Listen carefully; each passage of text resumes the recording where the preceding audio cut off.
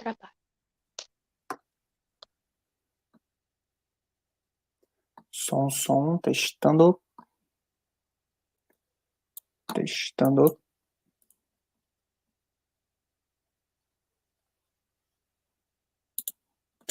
Sim, estamos ao vivo, devidamente confirmado.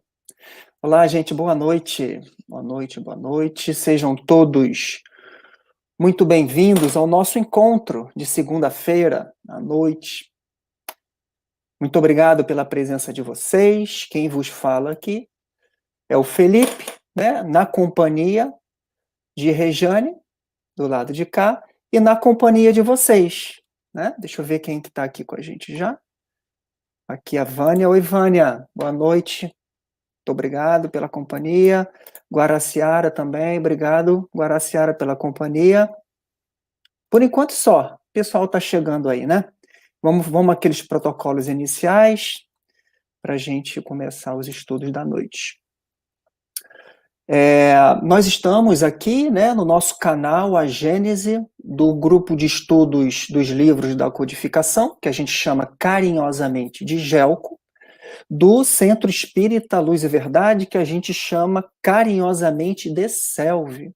É um estudo que acontece já há bastante tempo, se eu não me engano, 19 anos, né, no Centro Espírita Luz e Verdade, do GELCO, e ele é presencial, de origem presencial, mas em função das circunstâncias a gente mantém ele online, que o presencial ainda não está podendo. Tá? Então fazemos aqui pela internet, aqui pelo nosso canal do livro. Né? Então cada livro tem um canal, e toda segunda-feira deste ano, né, no cronograma deste ano, na agenda deste ano, às 20 horas, horário de Brasília, a gente fica ao vivo, né, para poder dar continuidade ao estudo do nosso livro, que é o livro A Gênese. E esse encontro ao vivo fica gravado para que a gente possa ver ou rever depois. Né? Tiver alguma dúvida, às vezes não consegue participar, participa depois. Então sejam bem-vindos também aqueles que participam depois.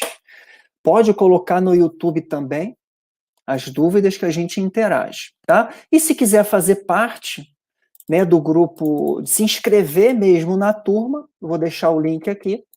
Aí é só entrar nesse link que você vai ser direcionado para a inscrição na turma, tá?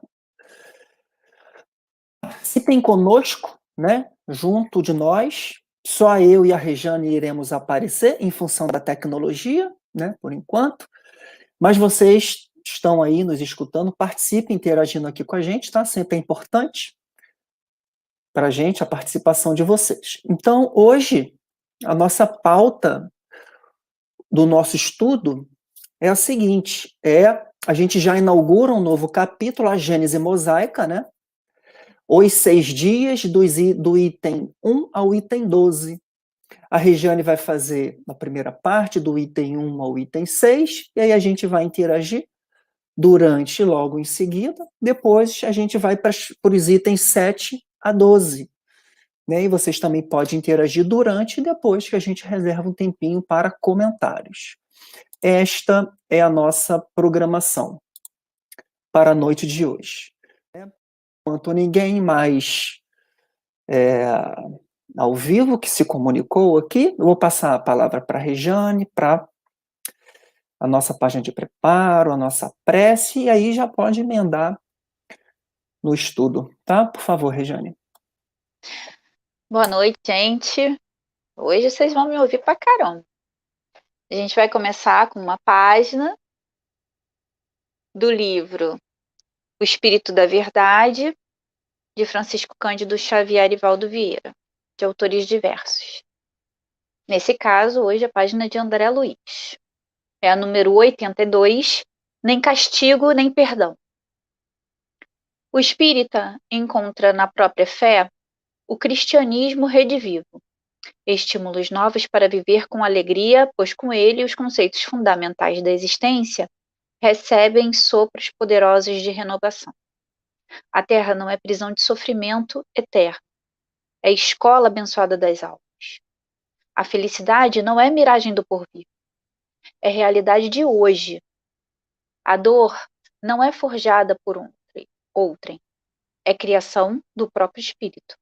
A virtude não é contentamento futuro, é júbilo que já existe hoje. A morte não é santificação automática, é mudança de trabalho e de clima. O futuro não é surpresa atordoante, é consequência dos atos presentes. O bem não é conforto do próximo apenas, é ajuda a nós mesmos. Deus é equidade soberana, não castiga nem perdoa, mas o ser consciente profere para si as sentenças de absolvição ou culpa que antes as leis divinas, ou culpa ante as leis divinas. Nossa conduta é processo, nossa consciência, o tribunal. Não nos esqueçamos, portanto, de que, se a doutrina espírita dilata o entendimento da vida, amplia a responsabilidade da criatura. As raízes das grandes provas irrompem do passado, subsolo da nossa existência.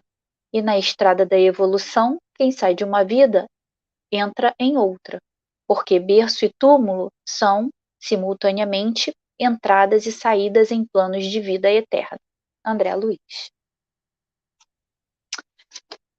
Então, vamos nos colocar de forma confortável para iniciarmos a nossa prece e pedir a ajuda dos bons espíritos, dos nossos espíritos protetores, dos guias dessa casa, que nos orientam, que nos tutelam nos nossos estudos, que sabem da nossa dedicação para o auxílio, a compreensão ao próximo, que o Senhor possa nos guardar, Senhor Jesus, nos ajudar, manter firme a nossa sintonia, para que possamos passar sempre o conteúdo correto, raciocinado, e que possamos compreender que nada para o futuro é desvinculado das nossas ações presentes, e que tudo que aconteceu no passado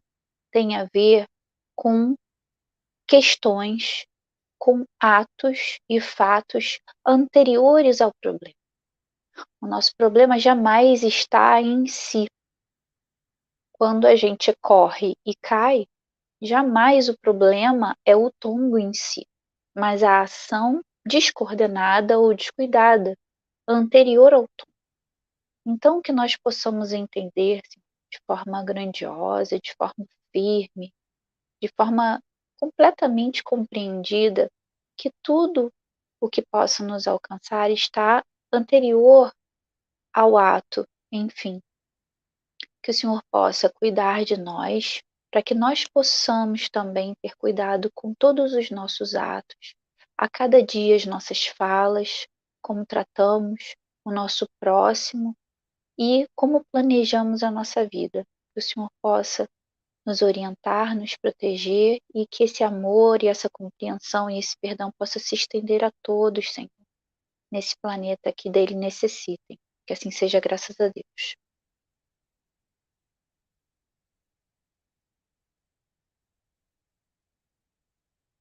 Posso continuar, né? Pode. Tá.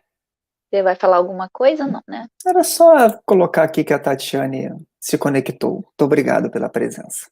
Boa noite, Tatiane. Seja bem-vinda. Bom, gente, hoje nós vamos falar da Gênese mosaica.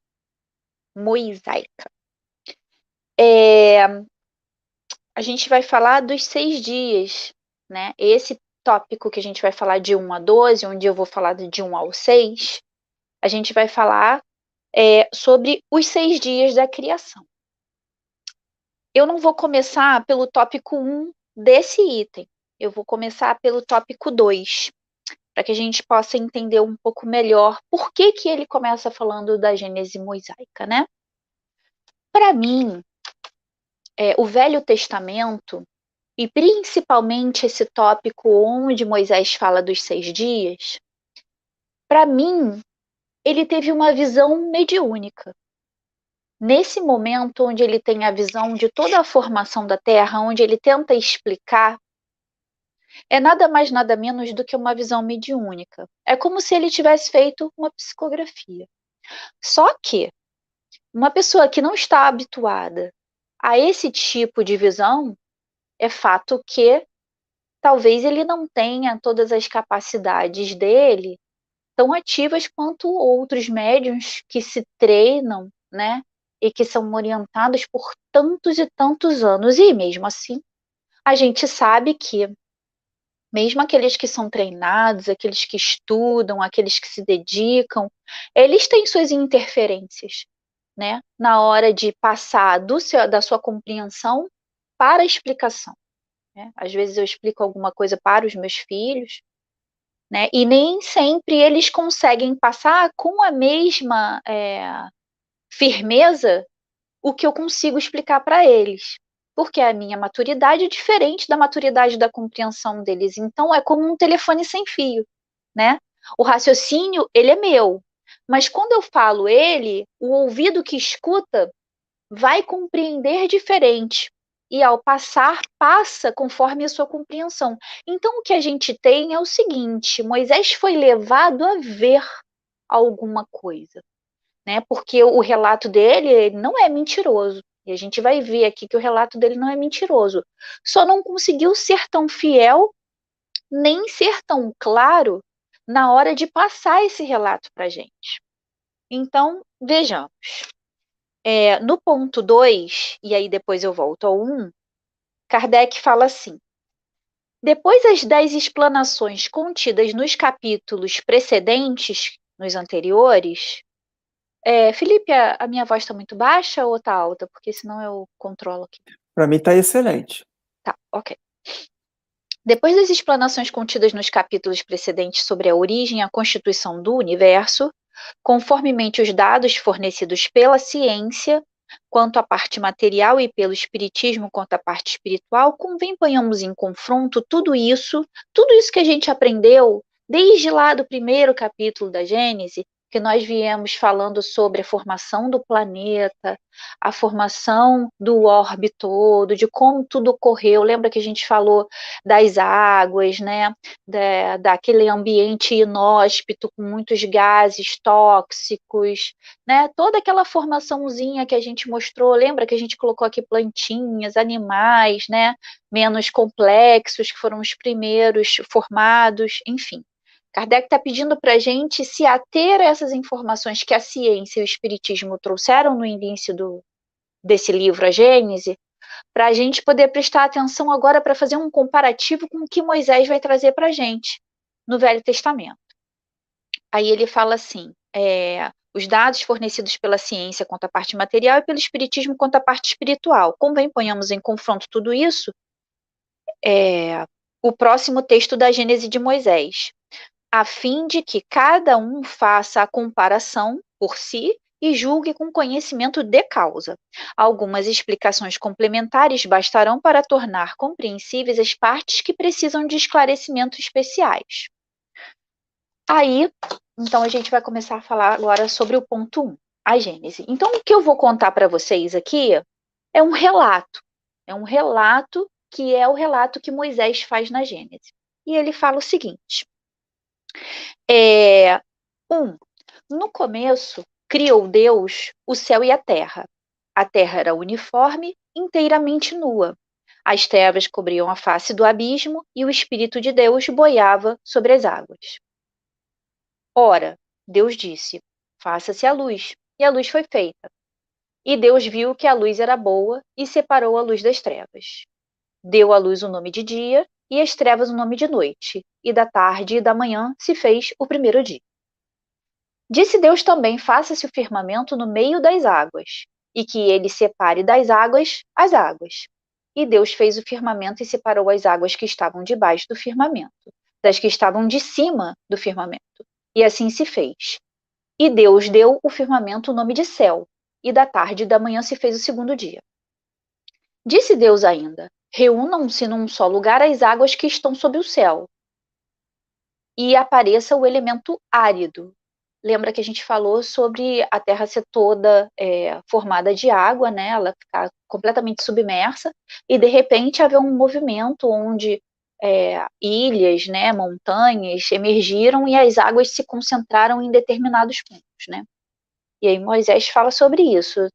Disse Deus ainda: reúnam-se num só lugar as águas que estão sob o céu e apareça o elemento árido.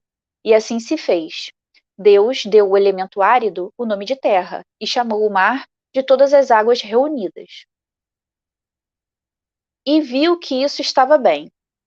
Disse mais: produz a terra a erva verde que traz a semente e árvores frutíferas que deem frutos, cada um de sua espécie, e que contenham em si mesmo as suas sementes, para se reproduzirem na terra. E assim se fez. A terra então produziu a erva verde que trazia consigo sua semente, conforme a espécie, árvores frutíferas que continham em si mesmo as suas sementes, cada uma de um acordo com uma espécie, e Deus viu que estava bom. E da tarde e da manhã se fez o terceiro dia. Deus disse também: façam-se os corpos de luz no firmamento do céu, a fim de que separem o dia da noite, e sirvam de sinais para marcar o tempo e as estações, os dias e os anos. Brilhem eles no firmamento do céu e iluminem a terra. Olha isso que interessante. E assim se fez. Deus então fez dois grandes corpos luminosos, um maior para presidir o dia, outro menor para presidir a noite. Fez também as estrelas e os pôs no firmamento do céu para brilharem sobre a terra, para presidirem ao dia e à noite, para separarem a luz das trevas. E Deus viu que estava bom. E da tarde e da manhã se fez o quarto dia.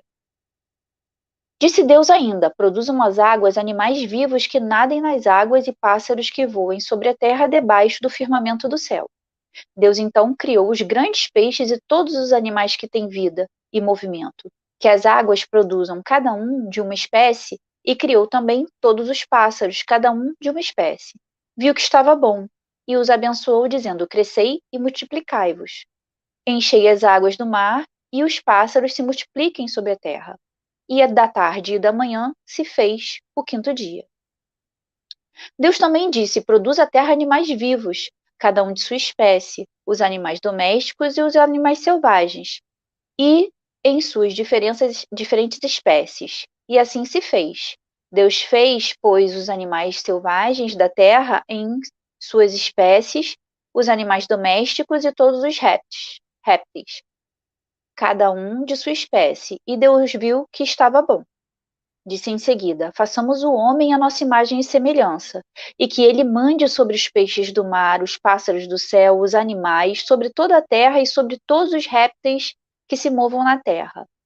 Deus então criou o homem à sua imagem, e criou a imagem de Deus, e criou macho e fêmea.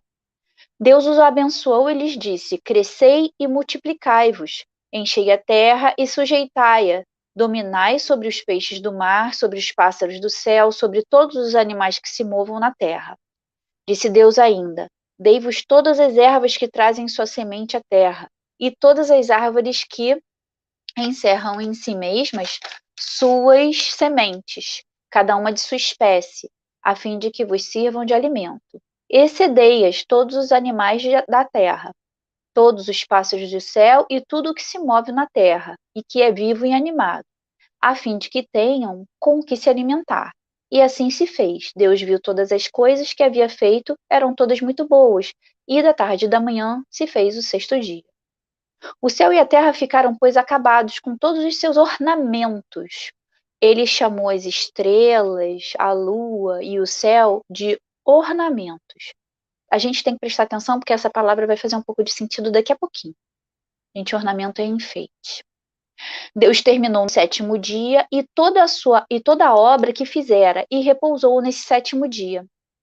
Após haver acabado todas as suas obras, abençoou o sétimo dia e o santificou, porque cessara nesse dia de produzir todas as obras que ele criara.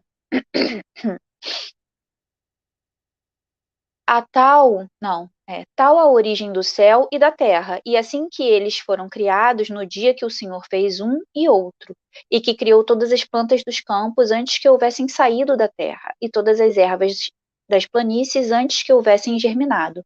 Todas as ervas das planícies, porque o Senhor Deus não tinha feito que chovesse sobre a terra, e não havia homem para lavrá-la, mas da terra se elevava uma fonte que lhe regava toda a superfície.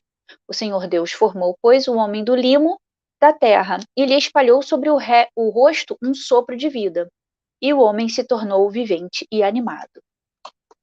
Esse é o relato de Moisés sobre a Gênese, a formação da terra. Bom, eu queria compartilhar com vocês, para a gente dar uma relembradinha rapidamente.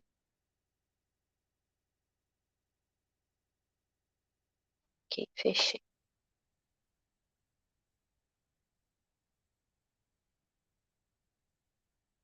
Ai, eu diminuí. Oh, meu Deus. Ainda vou ficar boa nisso, gente. Vamos lá. Esse livro que vai aparecer para vocês é esse livro aqui. É uma enciclopédia que eu tenho. Essa é a capinha dela. Espaço. Tá vendo, ó? René Guiló. É uma enciclopédia em cores. Tá vendo? E aqui no prefácio dela, bem no iniciozinho, a gente vai conseguir ver que ela tem origem francesa, 65,55. Ela tem origem francesa, ó. Bem aqui embaixo, ó, a gente vai ver, não sei se do celular vocês vão conseguir, mas é o máximo que eu posso aumentar sem distorcer, que ela mostra aí que é da França e que ela sofreu uma tradução em 1966. Né? Depois, quem quiser, pausa o vídeo, aumenta para poder ver. Essa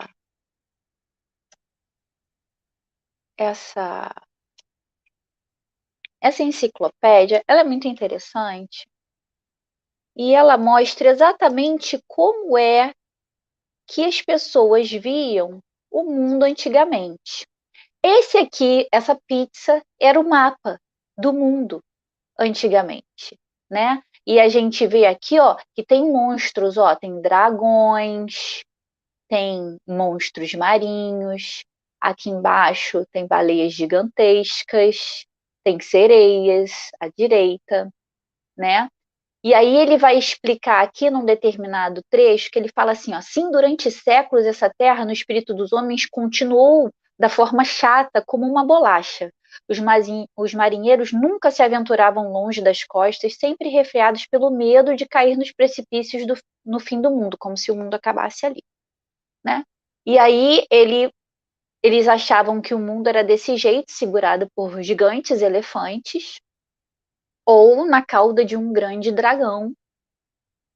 E a abóbada celeste, lembra que falou que Deus colocou estrelas e o céu para enfeitar o firmamento? Pois é, o firmamento ele era entendido assim, ó, como se as estrelas ficassem aqui para dentro, enfeitando, bem como o céu, tudo dentro de uma abóboda cristalina, que era esse arco aqui que vocês estão vendo, como se o firmamento fosse exatamente isso que delimitasse um determinado espaço.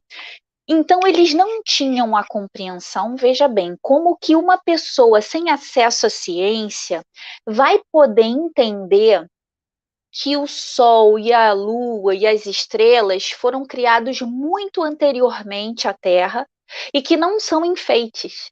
Elas são corpos celestes, mas que nem dentro do nosso céu elas estão.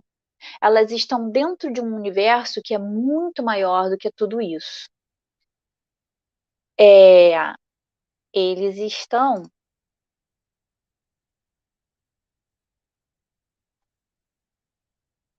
Deixa eu compartilhar outra imagem aqui para vocês.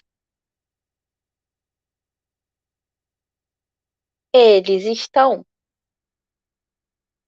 aqui, ó. Vocês estão vendo essa loucura aí? Esse é o nosso sistema solar. Eles estão aí. E a gente é aquela bolinha vermelhinha ali, ó. Só que a gente não está ali como planeta, não.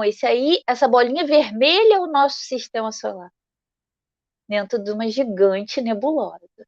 Quer dizer, então, nós não podemos entender o mundo como criado para enfeitar o céu do planeta Terra. Então, ele não tinha essa percepção que nós temos. Ele não tinha o Hubble, ele não tinha a ciência, né? Ele não tinha as disciplinas, a ciência dividida em campos como ela é hoje. Então, ele não podia entender as coisas de outra forma. Então, como é que um canal mediúnico pode passar para a gente uma mensagem perfeita se ele não tinha um pré-requisito que era a racionalidade com explicações científicas? Então, não é que Moisés mentiu, ele só foi um canal um pouco torto. E a gente pode ver isso direitinho num livro chamado Os Mensageiros. Deixa eu ver onde eu botei os mensageiros. Isso é muito interessante, que no livro de Mensageiros, André Luiz fala como é que uma pessoa acorda de um sonho, né? Como é que é essa comunicação da espiritualidade, aqui os mensageiros, ok. Como é que é essa comunicação da espiritualidade conosco? Porque muitas vezes a gente se comunica, né, com os nossos entes queridos, com os nossos amigos, nossos orientadores. Só que a gente faz essa comunicação através do véu espesso da carne, que é esse corpinho aqui que a gente recebeu. E esse véu espesso da carne, ele turva as nossas faculdades espirituais, né? Então, através da encarnação, quando a gente consolida esses laços físicos, e a gente tem que lembrar que Moisés estava encarnado quando ele recebeu isso, né? A consolidação desses laços físicos nos submete a imperiosas leis. E a memória e as capacidades, elas ficam parcialmente obliteradas, quer dizer, a gente não tem elas na sua potência total. E se não fosse assim, se a gente não ficasse obliterado dessas nossas capacidades, a gente ia esquecer as nossas obrigações e os nossos compromissos, né? Imagina se eu sei de todas as minhas capacidades, como é que eu seria arrogante? Como é que eu seria displicente? Como é que eu viveria feliz, né? Então, nesse livro Os Mensageiros, deixa eu ver se eu consigo. Poxa, deixa eu ver. Ô Felipe, vou passar para você. Será que você pode passar aí para mim? Eu não sei porquê, mas eu acho que eu não vou conseguir mostrar a página dos mensageiros. Deixa eu ver se eu consigo abrir em outra nova janela. Vamos ver se eu consigo. Ah, consegui. Passei para outra janela. Vamos lá. O livro é o livro Os Mensageiros, de Francisco Cândido Xavier, pelo espírito de André Luiz. O capítulo é o capítulo 38, chamado Atividade Plena. E. Opa! Tá passando aí, né? Tá. André Luiz vai relatar uma história para entender sobre o fenômeno do sono, sobre o fenômeno do sonho. E ele fala o seguinte, só para a gente entender um pouquinho por que a mensagem, né, de Moisés veio com alguns ruídos. Ele fala que uma senhora, ela vai encontrar através do sono a sua neta que se chama Nieta. E o orientador do André Luiz, nesse caso, é o Aniceto. Eu tenho quantos minutos, Felipe? Mais 10 minutos. Beleza, dá tempo. Essa anciã, essa velhinha, ela se abraça à neta no momento do sono, quando elas se encontram, e ela fala assim, Nieta. Não deis tamanha importância aos obstáculos. Esquece os que te perseguem, a ninguém odeies. Conserva tua paz espiritual acima de tudo. Tua mãe não te pode valer agora, mas crê na continuidade de nossa vida. A vovó não te esquecerá. A calúnia, Nieta, é uma serpente que ameaça o coração. Entretanto, se encararmos de frente, fortes e tranquilas, veremos a breve tempo que a serpente não tem vida própria. É víbora de brinquedo a se quebrar como vidro, pelo impulso de nossas mãos. E, vencido o espantalho em lugar da serpente, teremos conosco a flor da virtude. Não temas, querida, não percas a sagrada oportunidade de testemunhar a compreensão de Jesus. A jovem senhora não respondia, mas seus olhos semilúcidos estavam cheios de pranto. Demonstrava o gesto vago uma consolação divina, recostada ao seio carinhoso da devotada velhinha. Aí André Luiz pergunta assim: essa irmã se lembrará de tudo ao despertar no corpo físico? Perguntei, né, intrigado. Aniceto sorriu e esclareceu: sendo a avó superior a ela e ela inferior, e examinado ainda a condição dos planos de vida em que ambos se encontram, a jovem encarnada está sob o domínio espiritual da benfeitora. Entre ambos, portanto, há uma corrente magnética recíproca, salientando-se, porém, que a vovó amiga detém uma ascendência positiva. A, a neta não vê o ambiente com precisão nem ouve as palavras integralmente. Não esqueçamos que o desprendimento no sono físico vulgar é fragmentário e que a visão e a audição peculiares ao encarnado se encontram nele também restritas. O fenômeno, pois, é mais de união espiritual que de percepção sensorial propriamente dita. A jovem está recebendo consolações positivas de espírito a espírito. Não se recordará, despertando nos véus materiais mais grosseiros, de todas as minúcias deste venturoso encontro que acabamos de presenciar. Acordará, porém, encorajada e bem disposta, sem poder identificar a causa da restauração do bom ânimo. Dirá que sonhou com o avó no lugar onde havia muita gente, sem recordar as minudências do fato, acrescentando que viu no sonho uma cobra ameaçadora, que logo se transformou em serpente de vidro, quebrando-se ao impulso de suas mãos, para transformar-se em perfumosa flor, da qual ainda conserva a lembrança agradável do aroma. Afirmará que soberano conforto lhe invadiu a alma e no fundo compreenderá a mensagem consoladora que lhe foi concedida.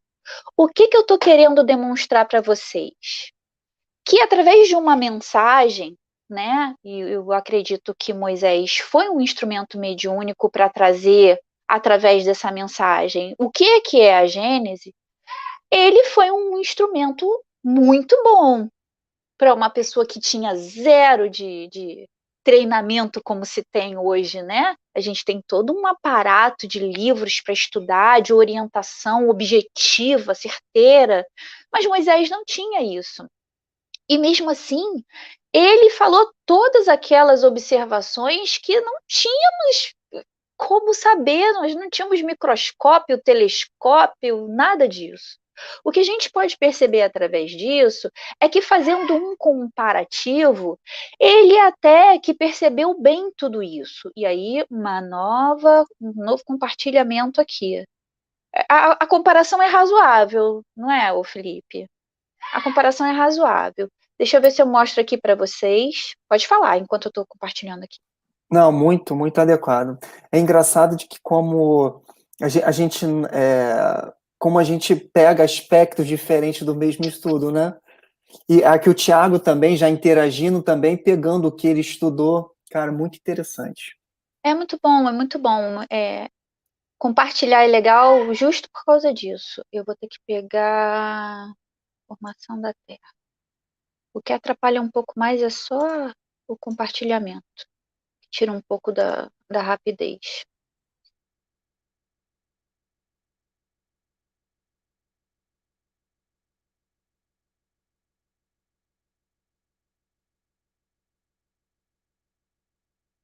Achei.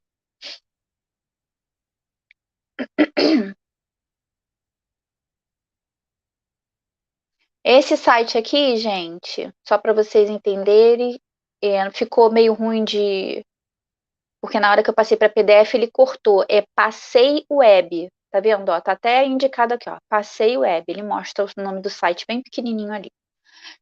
Nesse Passei Web, a gente consegue ver uma nova classificação, porque nos próximos tópicos aqui da Gênese, ele vai falar em período quaternário, terciário, isso tudo já caiu por terra, que ele vai pegar essas divisões antigas e vai comparar com o que o Moisés falou. Então, vocês que têm o livro em casa, vocês podem pegar para ver qual era essa visualização, esse quadro que está defasado, né? Então, a gente vai pegar o quadro atual de como são divididas hoje as eras geológicas.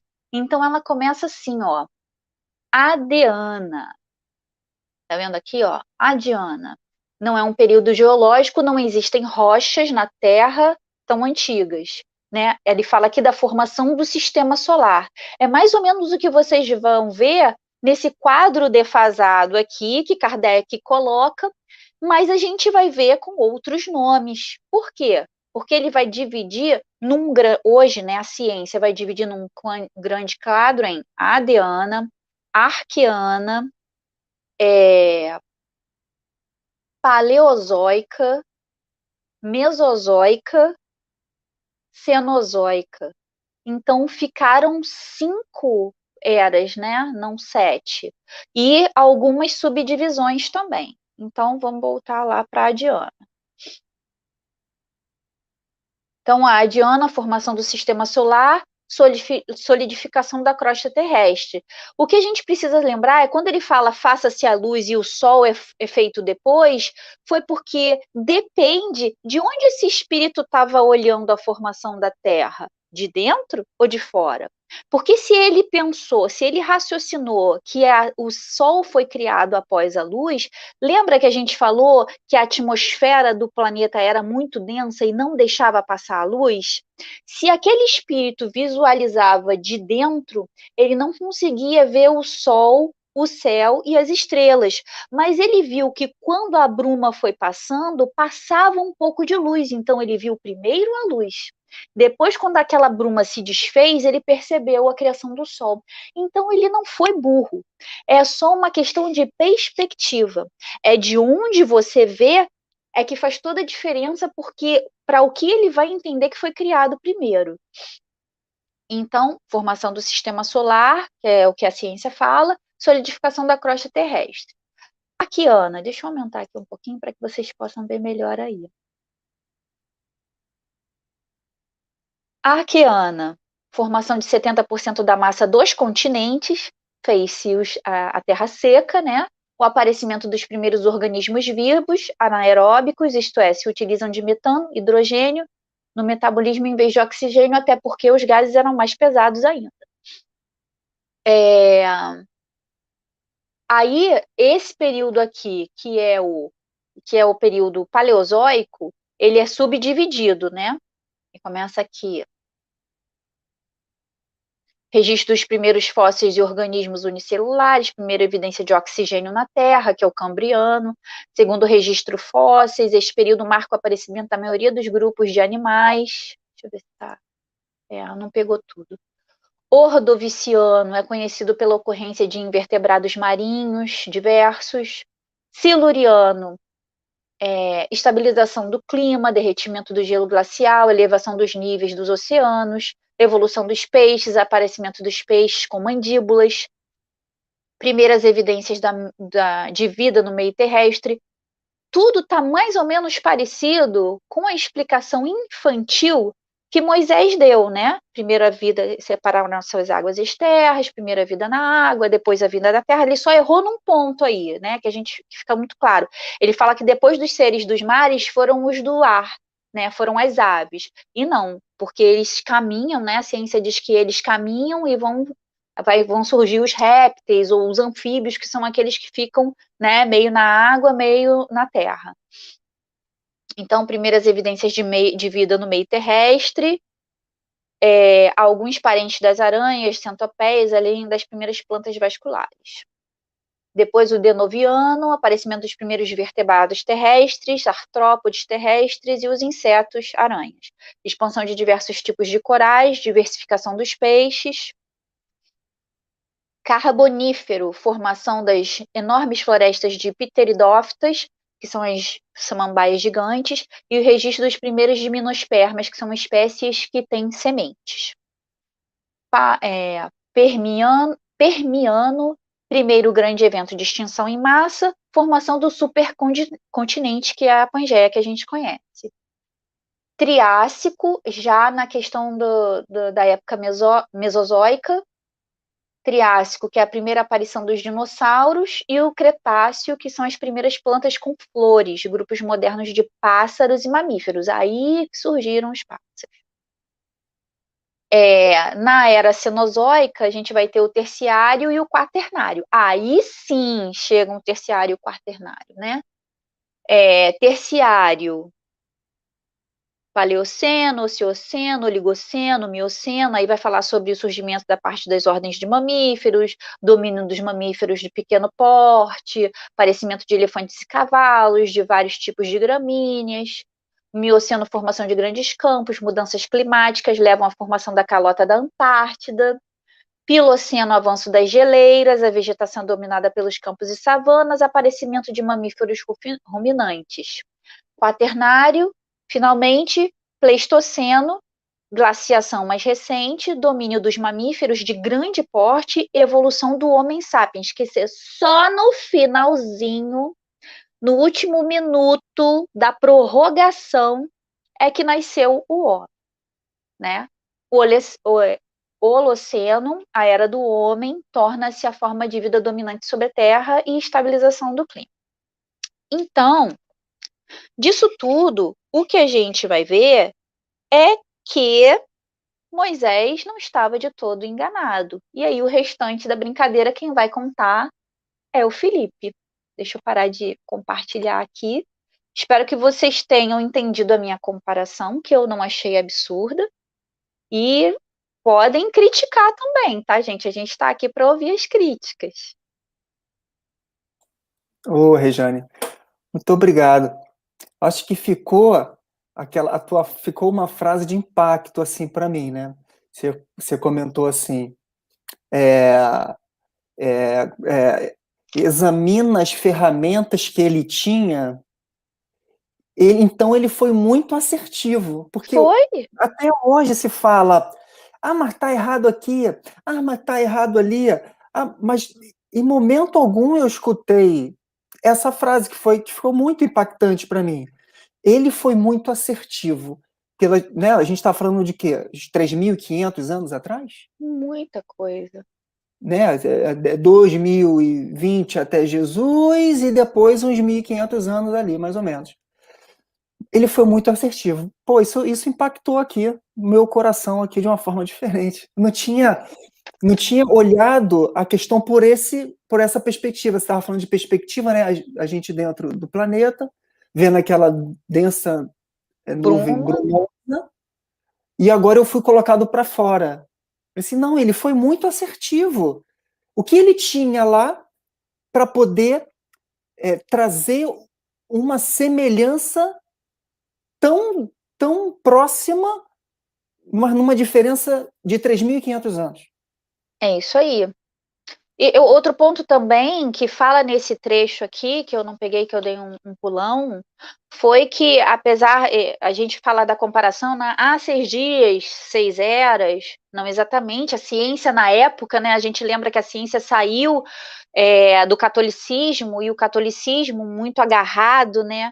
A esses Velho Testamento, Novo Testamento, ele tenta encaixar ainda a ciência, porque a ciência está tentando se desvincular dela num determinado período, né? Mas antes dela se desvincular, eles tentam encaixar a ciência dentro da religião. Depois é que a ciência fala assim, não, eu sou uma coisa, você é outra, quem sabe um dia a gente volte a se encontrar. Mas até então somos coisas diferentes, somos raciocínios diferentes. E aí os geólogos, eles falam, inclusive, que o período que eles chamam de diluviano não foi um período porque ele foi um fato local, né? Como a gente conversou ali, foi um fato localizado numa determinada área do planeta. Então, por isso que ele não pode nem ser denominado como uma era geológica para toda a Terra. Né, que o relato do dilúvio é feito por Moisés e ele era um hebreu e ele estava fisicamente localizado, como ele Exatamente. falou. Bom, o Tiago colocou duas considerações legais, compartilharei e lerei para todos aqui. Ele colocou assim: achei interessante a colocação sobre as estrelas brilharem sob a Terra.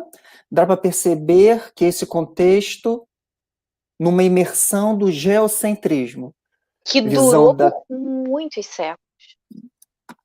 Exatamente. Vou tirar esse negocinho daqui que eu esqueci. Visão da Terra como centro do universo. Isso aí. Cada um usa a ferramenta que tem, né? Essa ferramenta já não cabe mais A gente não para pode as dizer que descobertas, Moisés né? estava errado. Moisés usou as comparações que ele tinha para aquele momento histórico dele. Ele não tinha outras ferramentas, né? Como ele vai pintar sem pincéis? Não dá para dizer que o pincel não existe, ainda vai existir, né? Não existe naquele momento. Na perspectiva dele, era realmente de um ponto de observação diferente, com as ferramentas diferentes que ele tinha. Aí o Thiago colocou um negócio semelhante que você disse agora. Ele falou assim: os fenômenos da criação, traduzidos e reduzidos a atos similares humanos, como se Deus tivesse essa imagem e pensamento humano como nós. Acho que tem a ver, você estava falando de ferramenta, né? Era o que se Isso, tinha, né? E era. muito assertivo, hein? Pelas ferramentas que se tinha. Eu acho um relato impressionante, tanto dele como o de João no Apocalipse, são umas coisas assim interessantes. Bom, É acho que isso. era isso. Mais nada por enquanto. O pessoal deve estar pensando, né? Que dá aquela viagenzinha, né? A Dá gente aquele nó. dá uma viagenzinha boa, saudável, mostrando, recontando até um pouco da história, né? De uma parte da relação do homem com o Criador, ou com a criação, ou com os Uhum. dois, né? Com os dois, né? Eu gosto de dizer que é, no mundo cristão tem no mundo cristão, no mundo judeu, ou no mundo hebreu, no judaísmo, os israelitas, tem até referências no islamismo. Esse livro tem um peso. Isso não significa que é a totalidade do conhecimento antigo do planeta Terra. Não, a gente não pode jogar nada fora. Se a gente hoje chegou onde chegou como humanidade, é porque houve um acúmulo de conhecimento. Jamais a gente chegaria ao acerto sem a tentativa e o erro, porque a gente ficaria marcando passo no mesmo lugar. Então a gente só saberia que não poderia pisar em tal ou qual local para não cair, porque alguém pisou e caiu antes de nós. Então, isso tudo para a gente é uma grande joia que a gente jamais pode jogar fora, descartar. A gente só deve fazer o que o Kardec orienta a gente sempre. Olha, eu vou botar para vocês aqui os dados. Usem o conhecimento de vocês e raciocinem sobre isso, que foi o que ele pediu. Vamos pegar tudo que nós raciocinamos no início do livro como espíritas, tudo que a ciência traz para a gente. Olha o que Moisés está falando, e é por isso que eu não li primeiro o que o Moisés escreveu, eu li primeiro o que Kardec falou, no ponto 2, e aí tirem suas próprias conclusões. Eu tirei as minhas. Muito boas, por sinal. E complementando o que você falou, de Kardec para cá, para hoje, a gente tem mais ferramentas. Em se tratando de doutrina espírita, que eu estou falando agora. Uhum. Então, o Haroldo Dutra Dias, acho que muito conhecido no nosso meio, ele Uhum. tem um curso ou um grupo de estudos tem 72 episódios só para falar sobre o livro Gênesis. 72, é 1h30 cada vídeo. 72 episódios para poder falar. Obviamente que o livro Gênesis não termina nesses 6, 7 dias que foi comentado aqui. Eles são 50 capítulos, se eu não me engano. Ele vai do ponto a ponto. Então, mais uma ferramenta. E o Haroldo traz o Gênesis, e ele tem um domínio do hebraico, né? Em que diz o que Tiago disse aí, ó, que a língua hebraica é uma língua muito material, e ele brinca dizendo que propositalmente simbólica, porque falta ferramenta. Então ele coloca o concreto ali. Se tu for no literal, hoje em dia, tu tropeça, né? Mas ele coloca ali olha, ele quis dizer, aí o Haroldo diz que tem níveis de interpretação a língua hebraica, né? Então ele traz conhecimento do hebraico, ele traz o conhecimento do Novo Testamento, ele fez uma tradução do Novo Testamento, ele traz a Gênese em vários episódios, traz Chico com o André Luiz e com o Emmanuel. Então ali, não hoje, mas nessa playlist, né, nesse grupo de estudos, uma oportunidade da gente alçar também novos voos. Sim, verdade.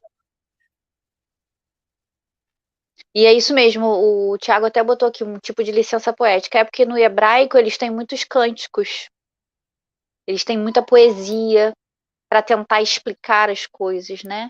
Então a forma, o que a gente faz hoje aqui, que é oralidade e a escrita objetiva, até porque nós estamos numa era de positivismo, então a gente usa muito a ciência, né? Apesar do que a gente está num momento meio conturbado, mas num geral, a maior parte do tempo entre a Revolução Francesa e o Iluminismo para cá, o que houve foi um positivismo, né? E uma oralidade com base nesse positivismo muito forte. Já o hebraico usa essa licença poética aqui que o Tiago está falando. Excelente. Quando você fala da oralidade, a gente tem que lembrar que iPad, caderno é recente, né? Sim, recentíssimo. Então, a gente está falando de 3.500 anos atrás, a gente está falando de uma tradição em que você passava um texto pelo um cântico. Né, mais oralidade do que hoje. Hoje é mais escrita, né? Mas a nossa oralidade hoje ela é pautada num positivismo, né? Todo, né? Expresso. Já eles não.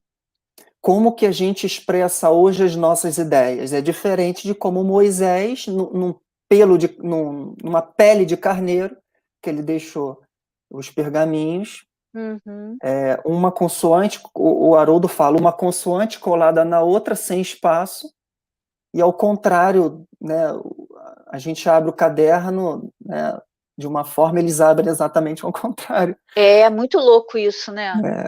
Tem que ter um estudo muito profundo. E ele diz assim, a gente não pode ser infantil de querer começar a estudar Gênesis e esquecer quem já estudou. Isso. Aí é muita arrogância. A Regiane trouxe contando uma história, um livro que registrava um entendimento, né, de percorrer toda essa estrada, que a natureza não dá saltos, né, as revelações não dão saltos, e estão todas umas conectadas às outras. Sim. É só você abrir aí, capítulo 1 do Evangelho segundo o Espiritismo, continuidade entre as revelações. Isso, exato. Então vamos lá para a minha parte, que eu acho que já foi quase a metade, hein? Só nesse papo aqui. Uma coisa que é interessante, que eu queria comentar, deixa eu ver se está aqui. Falei já do estudo do Haroldo, né? Exatamente, estudo do Haroldo. Vou até botar a playlist aqui, só para vocês, para facilitar o acesso. Então, ele fala sobre os livros de Gênesis, assim, e é saborosíssimo porque ele usa os nossos termos, né? À luz da doutrina espírita, interpreta o Gênesis, o livro Gênesis, né? Então, vamos lá, vamos para item 7. E eu queria só deixar uma consideração aqui, que é a seguinte. A gente tem que entender que Kardec pegou um trecho do Velho Testamento, do Antigo Testamento, um trecho de Gênesis, e colocou na Gênesis, na obra que ele está fazendo, e faz um comparativo interpretativo.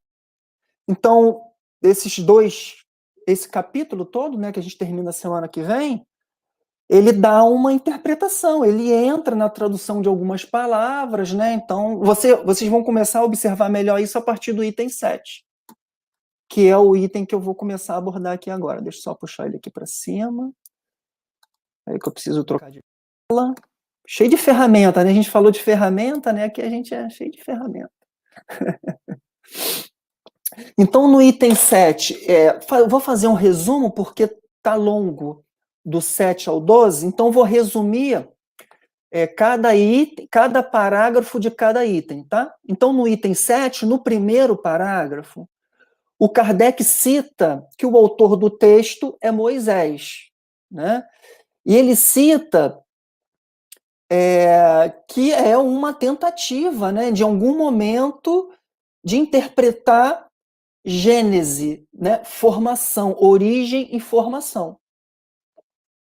E aí ele entra no ponto muito curioso ao afirmar, né, Kardec afirma, Moisés, ao dizer que a criação foi feita em 6 dias, quis dizer de dias de 24 horas. Esse primeiro parágrafo, no meu entendimento, Kardec afirma isso. Moisés quis dizer que 6 dias são 24 horas. Mas espera aí. Espera aí que Kardec não termina num ponto, né, continuativo, né? Ele vai além. Então ele diz assim, no que eu entendia, não é que ele está concordando com isso. Ele não concorda, Kardec não concorda que a criação foram feitos em 6 períodos de 24 horas terrenas. Kardec não concorda com isso. Kardec diz assim, o que eu entendi é que Moisés quis dizer 6 dias de 24 horas. E as evidências que ele coloca no texto, que explica isso, é assim. Vou ler o que está escrito, né? A especificação da tarde e da manhã, que limita cada um dos 6 dias, dá margem a se supor que ele tenha querido falar de dias comuns. Dá margem de que ele tenha querido falar de dias comuns. Né? Na cultura hebraica, o dia começava às 18 horas, né? De 18 horas a 18 horas, aquilo era um dia diferente de como a gente faz hoje. E num outro trecho, ele puxa um outro trecho dizendo assim, deu à luz o nome de dia e às trevas o nome de noite. E da tarde e da manhã se fez o primeiro dia, né? Das 18 horas da tarde para as 18, né, até às 18 horas do outro dia, se fez o primeiro dia. E isso, ele diz, isso evidentemente só pode se aplicar ao dia de 24 horas dividido pela luz e pelas trevas. E ele termina assim esse parágrafo. Ele os colocou no firmamento do céu. O sol, a lua e as estrelas, aquilo que a Regiane estava explicando. Colocou no firmamento do céu, como se a gente estivesse decorando uma árvore, né? Para luzirem sobre a terra, para presidirem ao dia e à noite, para separarem a luz das trevas, e da tarde e da manhã se fez o 4º dia. Então ele pegou alguns trechos que ele evidencia que no entendimento de Kardec, Moisés estava se referindo a dias de 24 horas. Tá? Só que ele termina esse item, número 7, assim dizendo, e eu preciso ser literal, eu vou ler o que está escrito. Ele diz assim, ó, aliás, tudo na criação era miraculoso, de milagre.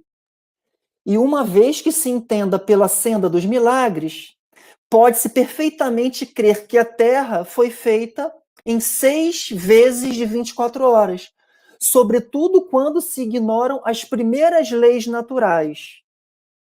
Todos os povos civilizados partilharam dessa crença até o momento em que a geologia chegou, documentos na mão, demonstrando a sua impossibilidade. Aí é o momento que o Kardec diz assim, olha, não é que eu concorde com isso, eu não concordo. A geologia chegou e diz, não dá. Mas, no entendimento de Kardec, Moisés quis dizer isso. Mas espera aí, o capítulo não acabou. Tem o próximo episódio. Espera aí que sempre tem um senão. Algo, né? Ele passa pelo tema, depois ele volta novamente acrescentando mais informações. No item 8 agora, no primeiro parágrafo, um resumo. Ele diz assim, o ponto mais criticado na Gênese é a criação do Sol depois da luz. Rejane pincelou, né? Então Kardec está dizendo, hoje aqui na minha época, 1868, foi feita a primeira edição, o que é mais criticado é como assim o Sol depois da luz, já que o Sol gira a luz. Aí ele vai debater nesse item sobre isso. Ele coloca assim, uma explicação é dizer que a atmosfera terrestre não permitia a visão do Sol, portanto, não existia. Né? É uma lógica. E um outro item ele coloca assim, não havia na época senão plantas que, todavia, não teriam podido crescer e multiplicar-se sem a ação do calor solar. Ou seja, havia Sol, porém com atmosfera densa. A Regiane falou, né, lá no início. Existia uma iluminação, mas em função daquela névoa não se via o Sol. Obviamente, como é que iria chamar aquilo de Sol se assim não era visto? No segundo parágrafo, ele coloca assim, há uma confusão de datas na ordem que Moisés estabeleceu a criação do Sol, mas não errou dizendo que a luz veio antes do Sol. Ele afirma de novo, não errou dizendo que a luz veio antes do Sol. O Sol não é o princípio da luz universal. Aí ele vai num contexto mais amplo. Mas numa concentração de elemento luminoso em um ponto, ou por outra, do fluido que em certas circunstâncias adquire propriedades luminosas. Aí Kardec sente que ficou complicado o entendimento. No próximo parágrafo, ele faz um comparativo. Ele diz assim, num aposento escuro, uma vela é acesa. É um pequeno sol. De que é que se fez para acender a vela? A vela está acesa. Acendeu como? Desenvolveu-se a propriedade iluminante do fluido luminoso e concentrou-se num ponto esse fluido. A vela é a causa da luz que se infunde pelo aposento. Mas, caso não existisse o princípio luminoso que deu origem à vela, né? Que deu a causa à vela, antes da vela, esta não poderia ter sido acesa. Então ele faz um comparativo de existir o Sol e desse Sol ter sido aceso ou por um elemento externo, ou, como ele diz no próprio item, uma aglutinaçãozinha de luzes e depois você percebe que aquilo é um Sol. Então, assim, é possível que a luz venha primeiro do que a gente vê que é Sol hoje em dia. Tá? E no outro parágrafo, ele diz assim, vou resumir porque está longo. O erro está na ideia de que o universo inteiro começou com a Terra, não admitindo que o Sol viesse depois. Se a gente entende que o princípio de tudo é a Terra, não tem como a gente entender que o Sol vem depois, é isso que ele quer dizer. A afirmação de Moisés está correta porque sabe agora que antes que o nosso Sol e a nossa Terra fossem criados, já existiam milhões de sóis e terras no espaço desfrutando de luz. Né?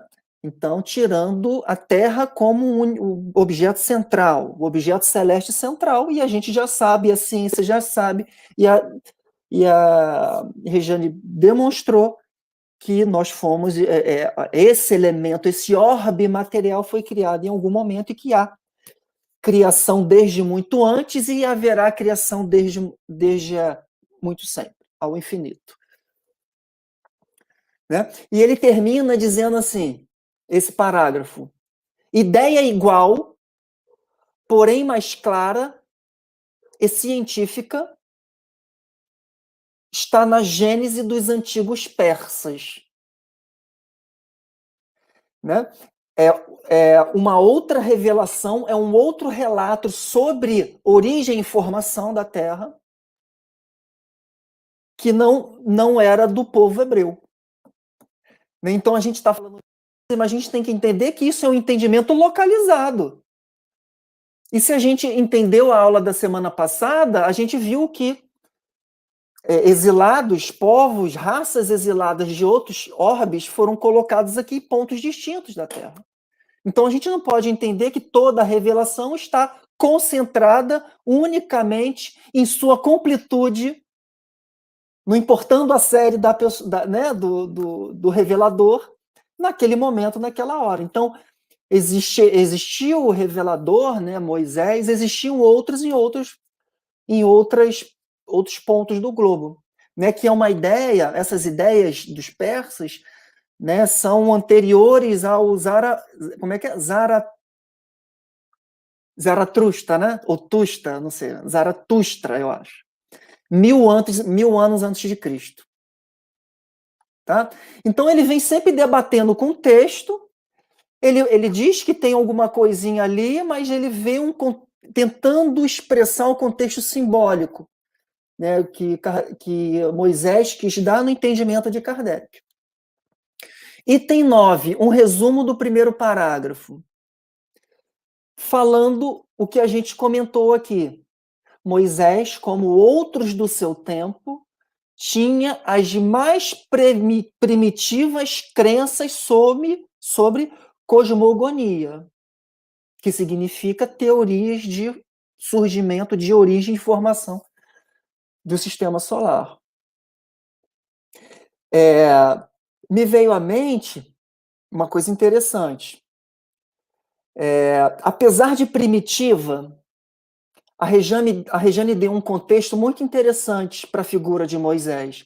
A figura do revelador e da figura da influência espiritual na revelação. Inclusive, dos nevoeiros, né? De quando você vive uma experiência quando o corpo está dormindo, e quando você retoma o corpo e está em vigília, fica meio confuso, né? A Regiane colocou sobre essa perspectiva. E eu estava pensando numa perspectiva diferente quando eu estudei isso aqui. Moisés era um hebreu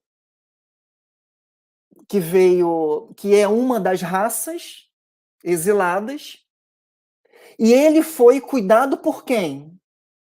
Por egípcios. Ou seja, outra raça exilada. Nossa, viajei aqui, né? Assim, em possibilidades no livro A Caminho da Luz. Né? Então teve aquela história de que o faraó mandou matar os filhos homens dos hebreus, porque eles estavam crescendo e eles eram escravos. E aconteceu aquele fato de Moisés não ter sido pego nessa ordem, e a filha do faraó recolheu Moisés e colocou na cultura dos egípcios. 40 anos ele ali trocando informações. Então a gente tem que entender que esse personagem, além da questão de influência, de revelação, de mediunidade, tem ali um ser inteligentíssimo. Né? Em termos de moralidade, a gente sabe que os exilados vieram com oportunidade de avançar nesse campo, mas em termos de inteligência trouxeram muita coisa. Então, nesse parágrafo, ele coloca: acreditava-se na solidez da abóboda do firmamento, né? Então, o firmamento era uma abóboda, que nem aqueles tetos das igrejas lá da Europa, né? Que tem forma de abóboda, né? Acreditava que o espaço era isso, e que lá existia reservatórios de águas superiores e inferiores, porque eles vinham água embaixo e vinham água vindo de cima, né? O Tiago falou isso, é uma experiência material, e qual o comparativo que eu vou usar? É o que eu estou vendo, né? E ele termina esse item 9 sempre de forma brilhante. E eu vou ler no literal o que está escrito aqui. Ó.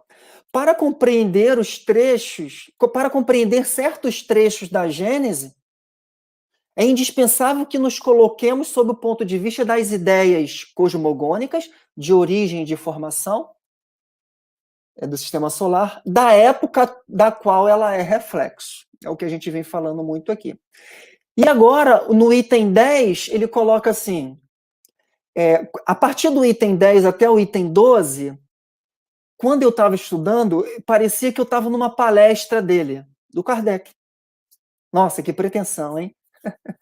Mas ele vai escrevendo como se estivesse falando numa palestra. Não sei se vocês perceberam isso. Aí ele coloca: em face dos progressos da física e da astronomia, é insustentável semelhante doutrina. Entretanto, Moisés atribui aquelas palavras ao próprio Deus. Ora, já que elas exprimem um fato notoriamente falso, de duas uma. Ou Deus se enganou no relato que fez para ele, ou esse relato não é de origem divina. Não sendo admissível a primeira hipótese, Deus se enganou, deve-se concluir que Moisés apenas exprimiu as suas próprias ideias. Ele coloca aqui uma possibilidade, ele diz assim, olha, do que ele conhecia de física e astronomia em 1868, é insustentável a gente entender Gênese literalmente, sobre o aspecto literal. Ipsiliteris, da forma com que está escrito. Entretanto, Moisés falou, olha, foi Deus que me disse. Aí das duas, uma, né? Ou Deus disse errado, o que é, na visão de Deus, que Kardec trabalha muito bem na codificação, essa hipótese é impossível. Deve-se concluir que Moisés apenas exprimiu as suas próprias ideias. E eu resumiria isso tudo assim, era o Moisés com uma inteligência absurda para sua época, e ele era um revelador, um enviário, um emissário da sua inteligência e do Cristo, de Deus, para colocar algum sentido àquele povo, né? E esse sentido do Gênesis veio até com o judaísmo e com as igrejas, a igreja cristã católica, veio sendo colocado como dogma, né? Como dogma no sentido de restrições, e engole isso aí, porque é o que a gente tem. E chegou um determinado momento, a Regiane falou, entre ciência e religião, vigente na época, a ciência ali criou os seus próprios passos e se tornou independente como está hoje. E no item 11, no primeiro parágrafo, ele diz assim, Moisés se aproxima um tanto mais da verdade, dizendo que Deus formou o homem do limo da terra. De fato, a ciência demonstra que o corpo da espécie humana se compõe de elementos tomados da matéria inorgânica, ou por outra hora, do limo da terra. Moisés usando das suas ferramentas, Kardec utilizando das suas ferramentas, e nós também usando as nossas ferramentas hoje. Porque tu acha que o Felipe não vai viajar nesse trecho? Vai viajar. E eu viajei. Já pensando em perispírito, porque eu aprendi nesse livro que, inclusive, o perispírito é formado do fluido da Terra. Então, fui criado como espírito, não sei quando, foi-me dada uma oportunidade de vir à Terra para isso, e quando eu venho à Terra, é necessário que eu fique na erraticidade da Terra. Kardec disse isso em alguns estudos anteriores. Para isso, eu preciso dos elementos, dos fluidos espirituais desse orbe. E ali se faz o meu perispírito. Se faz uma forma para o meu espírito. Bom, legal, tu não veio à Terra, não vai ficar aí no bem bom. Desce lá, vou encarnar, vou reencarnar. E eu pego os materiais inorgânicos e me associo a eles, né, no ventre materno, que aí é o nascimento. Alguns de alguns que eu não sei precisar, mas alguns, né? Aqui na Terra. Bom, e ele termina esse item 11 com uma... também fazendo essa descrição que parece, para mim, parece uma palestra, de uma lucidez atípica, fora do seu tempo. Ele coloca assim: a mulher formada de uma costela de Adão é uma alegoria aparentemente pueril, se admitida ao pé da letra. Foi lá, pegou a costela do homem, mas profunda quanto ao sentido. Vamos lá, o que ele quer dizer com isso? Tem por fim mostrar que a mulher é da mesma natureza do que o homem. Por conseguinte, é igual a este perante Deus, e não uma criatura à parte, feita para ser subjugada e tratada como desprezível, tendo-a como saída da própria carne do homem, a imagem da igualdade é bem mais expressiva do que se houvera sido formada, assim como o homem foi, separadamente do mesmo limo. Equivale a dizer ao homem que ela é sua igual e não sua escrava, que ele a deve amar como parte de si mesmo. Ele é poético, né? A gente lê esse trecho aqui hoje, 2021, se lê muito rápido, não para perceber que isso foi escrito em 1868. Isso é uma mente à frente do seu tempo. Qual era a situação das mulheres naquela época? Acho que tudo que a gente conhece tudo que a gente conhece de liberdade, de restituição de liberdade das mulheres, foram do século XX para cá. Porque ali naquela época dele eram movimentos muito pontuais de direitos no mundo, e ele já com tirando essa interpretação de que, olha, sai da costela, então tem que ser subjugado. Não, ele coloca com uma visão muito igualitária, muito sábia para a época dele, né? E às vezes muito difícil até para alguns, né? Para alguns irmãos na atualidade. Que aí a gente não fala, a gente fala que é uma mente aquém do seu tempo. Não se colocou ainda no tempo atual. Kardec era uma mente além do seu tempo, colocando ali as mulheres no lugar que elas sempre e não deveriam ter saído. Né? E aí, esse trecho é um extrato, é uma biografia de quem é Kardec. A gente conhece o codificador, a gente conhece o autor de ideias quando escreve um livro e coloca assim a sua opinião tão claramente, né, pontuada. O que dá para a gente pegar qualquer texto e entender o sentido desse texto e dizer, pô, esse não é o Kardec, ou esse é o Kardec. A gente conhece o autor assim, né? E no item 12, no último, ele coloca assim, eu vou ler todo o trecho porque é a palestra, no meu entendimento. Para os espíritos incultos, sem nenhuma ideia das leis gerais, incapazes de abranger o conjunto e de conceber o infinito, essa criação miraculosa e instantânea apresentava qualquer coisa de fantástico que feria a imaginação.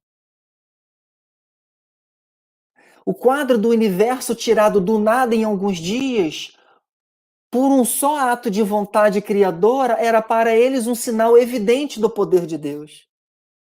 Pegaram o sentido que ele quer colocar aqui? Ele diz assim, olha, naquela época se explicava Deus pelas coisas mais sobrenaturais possível, né? Porque era a linguagem, era o entendimento. E ele continua assim, que descrição, com efeito, mais sublime, mais poética desse poder do que essas palavras. Deus disse: faça-se a luz, e a luz foi feita. Deus, a criar o universo pela ação lenta e gradual das leis da natureza, lhes teria parecido menor e menos poderoso. Captaram a mensagem? Se você colocasse aquela época Deus na natureza que você vê hoje, e não naquele ser potente e miraculoso, você não conseguia se fazer entender, explicar que é Deus aquela época, se não fosse assim. Aí ele continua: precisavam qualquer coisa de maravilhoso, que saísse de um modelo comum, porque do contrário teriam dito que Deus não era mais hábil que os homens. Uma teoria científica e racional da criação os deixaria frios e indiferentes. A Regiane não falou cada coisa ao seu tempo?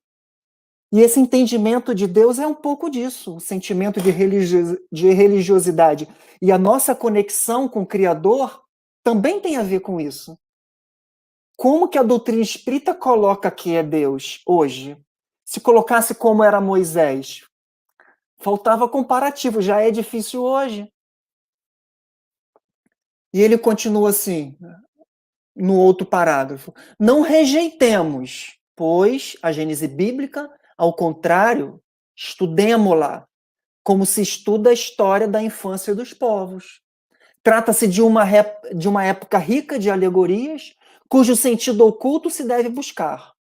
Alegorias se devem comentar e explicar com auxílio das luzes da razão e da ciência, das ferramentas que nós temos.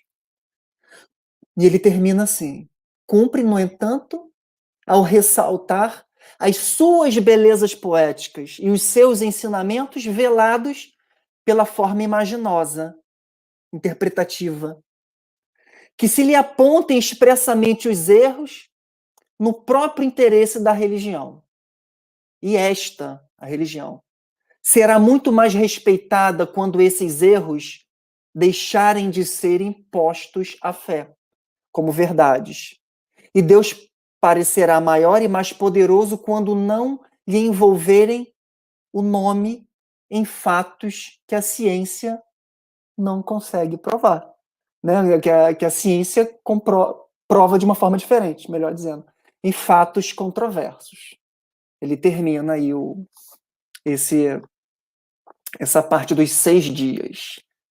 Bom, sem mais para o momento, né? Eu acho que tá Então, deixa eu ótimo. falar uma coisa. Pode falar que eu vou beber uma água aqui. Eu gostei muito dessa tua observação. Realmente eu não tinha tentado para isso na hora que eu estava lendo. A questão de voltar lá atrás e saber quem é esse Moisés que fez essa interpretação. Porque eu falei da interpretação dele. Mas eu não toquei no fato de quem era esse Moisés, né? E é muito interessante, eu não escolhi a página hoje, a página ela foi escolhida ao acaso, e o acaso, obviamente, não existe. Eu não sei se você lembra, e a página falava o seguinte, olha, a morte não é santificação automática, você falou justamente daqueles povos que estavam vindo de Capela. Teoricamente, aqueles deserdados que vieram aqui para poder dar aquela ajudinha e se melhorar também. É mudança de trabalho e de clima. O futuro não é surpresa atordoante, é consequência dos atos presentes. Quer dizer, tudo que Moisés tudo que Moisés expressou tem a ver com o passado dele, com o aprendizado e com a cultura dele. E aí o André Luiz finaliza assim, ó, não esqueçamos, portanto, de que a doutrina espírita dilata o entendimento da vida, amplia a responsabilidade da criatura. As raízes das grandes provas irrompem do passado, subsolo da nossa existência. E na estrada da evolução, quem sai de uma vida entra em outra, porque berço e túmulo são simultaneamente entradas e saídas de planos de vida eterna. A gente não pode desconsiderar quem Moisés foi, de onde ele saiu e nem a cultura que enxertou ele da pessoa que ele era, né, da interpretação que ele fez. Muito real isso, muito maneiro. Muito bom. Às vezes eu penso assim, ele tem uma sacada, Moisés tem uma sacada, ele diz, bicho, como que eu vou falar isso? Muito bom. É Como que eu bem vou isso, me né? fazer entender? Aqui, às vezes, é um pouco do que a gente faz, né, com filhos. Aqui, cara, eu entendi isso aqui. Como que eu vou me fazer entender? Uhum. Como é que Né? eu vou botar Aí, isso como se não fosse uma loucura, uma né, viagem insana da minha parte? É isso. exatamente. Tem alguns comentários aqui, né? O Tiago colocou assim: gosto da referência do sétimo dia para o descanso, falando sobre a importância do ócio, do descanso. Isso, esse é o sétimo dia, né? Acho que é o capítulo da semana que vem, né? Não sei se ele aborda o sétimo dia, mas ele foi até o sexto, o sétimo, e Deus descansou, né, nessa visão do sétimo dia, e tem uma interpretação para esse ócio, né? Não sei o que o Tiago quis dizer como ócio, mas é aquela cessação do trabalho, né? Fazendo um comparativo com o cultivo, né? A gente vai lá para cultivar uma planta, né? A gente vai lá, trabalha, ara a terra, coloca, fecha, irriga, né? Tem uma hora do trabalho e tem uma hora do repouso. Esperam as coisas acontecerem, né? E depois ele colocou aqui, ó, essa visão da abóboda me lembra um desenho animado do Bob Esponja, onde a sua amiga, o esquilo, mora numa abóboda no fundo do mar. Eu não conheço, então eu não sei nem comentar isso aqui, Thiago, mas valeu aí pelo comparativo. E é um pouco assim, né? A gente vai comparando uma coisa com outra para poder entender, né? Entender. Aí ele continua aqui. Pela lógica, tecnicamente, o homem deveria ter surgido da costela da mulher, e não ao contrário, pois a mulher é a geradora da espécie, né? Se fosse nesse sentido, né? De formação. Legal, observação.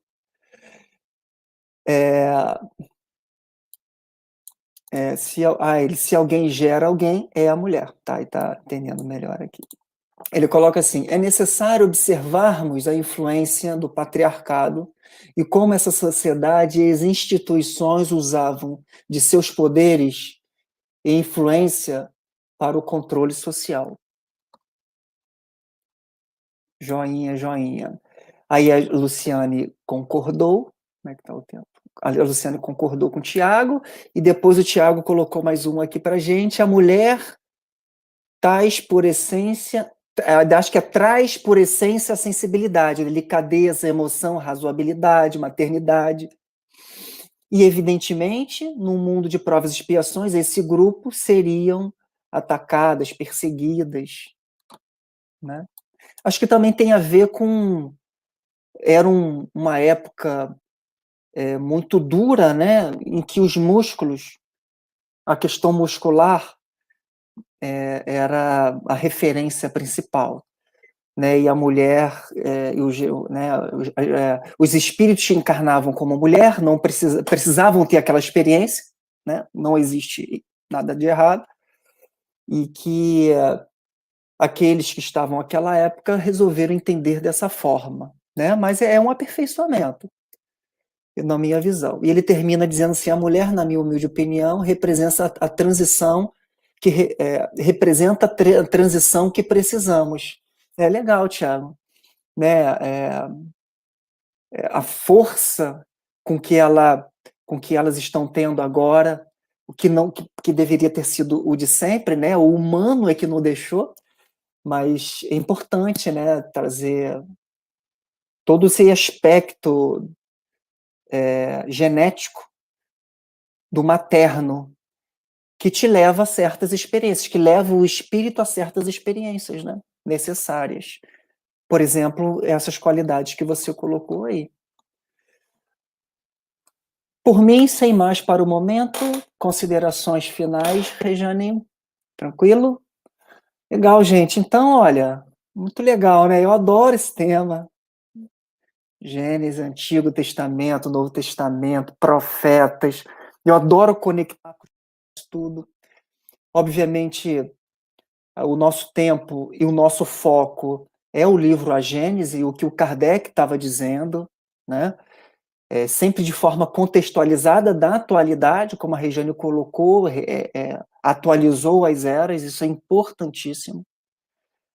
Mas que, de repente, a gente... mas a gente tem, graças a essa criação fantástica que é a internet, a gente consegue trocar informações agora com uma velocidade absurda, né? O Haroldo, lá com o grupo dele, fazendo o estudo, a partir do Gênesis, ele começou a gravar tudo. E ele vai passar por todos os livros do Velho Testamento, nesse mesmo ritmo. Né? Se eu não me engano, ele já passou. Se eu não me engano, ele está em Êxodo agora, na atualidade, né? Ele está em Êxodo. Então, uma oportunidade que a gente tem, nós espíritas e adeptos e aqueles que gostam, né, simpatizantes, tem que entender que as revelações estão conectadas. Né? Os profetas estão conectados todos. Tudo é uma contação, uma história sendo contada e vivida nesse grande educandário que é Deus, que é a Terra, promovido por Deus, né? Emmanuel diz muito isso, nesse grande educandário, que é a Terra. Bom, sem mais para o momento, só me resta agradecer vocês, 6 que estão conectados aí com a gente, muito obrigado. Agradeço também vocês outros que verão esse vídeo depois. Muito obrigado pela presença, pela companhia. Os debates continuam no grupo de WhatsApp, né, com dúvidas, impressões, né, e a gente tem que colocar, a gente vai encerrar agora com uma prece para agradecer esse momento. Para aqueles que desejarem, né, fechar os olhos, eu convido a todos que a gente se una em pensamentos, se concentre, para agradecer a Deus, ao nosso Criador, a oportunidade da vida, a oportunidade da encarnação, a oportunidade desse momento tão edificante, que muito contribuirá para o nosso interior, nossa jornada. Agradecer os espíritos superiores, os benfeitores, nossos anjos protetores, que protegem o nosso encontro, protegem a nossa vontade, o nosso ânimo, de fazer com que a gente opte por livre e espontânea vontade estarmos juntos toda segunda-feira, às 20 horas. Não menos, estarmos conscientes da importância desse conteúdo, dessas reflexões, desses pensamentos, a partir do dia de amanhã, em que o sol vai raiar novamente, e inúmeras oportunidades acontecerão para que a gente melhore a qualidade dos nossos pensamentos, dos nossos sentimentos e das nossas atitudes. Fazendo dessa oportunidade de estar encarnado uma oportunidade única de aprendizado, de evolução e, como consequência, saindo dessa vida muito melhor do que chegamos. Graças a Deus. Então é isso. Boa noite. Muito obrigado. Boa semana a todos. Boa noite, gente.